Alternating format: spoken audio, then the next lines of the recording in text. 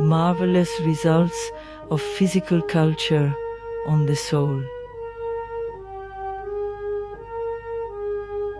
I have already told you several times that the artist infuses a very great consciousness into his hands, as the intellectual does into his brain. But these are, as it were, local phenomena, whereas the action of physical culture is more general. And when one sees the absolutely marvelous results of this culture, when one observes the extent to which the body is capable of perfecting itself, one understands how useful this can be to the action of the psychic being which has entered into this material substance. For naturally, when it is in possession of an organized and harmonized instrument, which is full of strength and suppleness and possibilities, its task is greatly facilitated.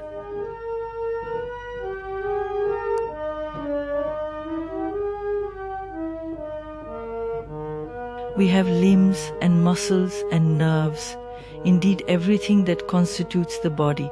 If we don't give them a special development, a special education, all these things do what they can to express the power in the body. But it is a very clumsy and very incomplete expression. It is beyond question that a physical body, which has been trained according to the most complete and rational methods of physical culture, is capable of things it could never do otherwise. I think no one can deny that.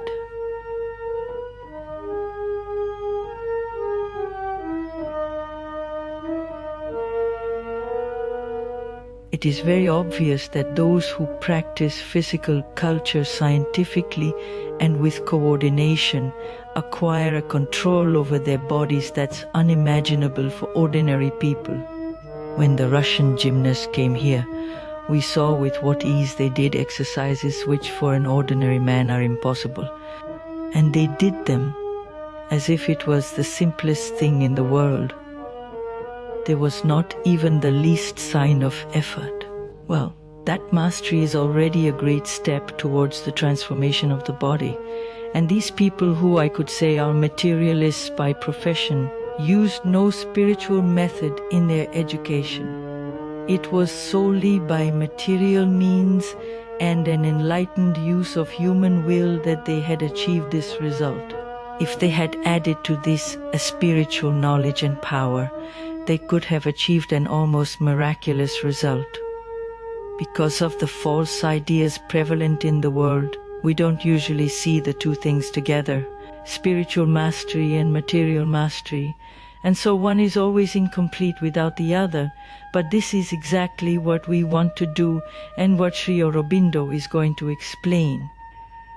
If the two are combined, the result can reach a perfection that's unthinkable for the ordinary human mind. And this is what we want to attempt.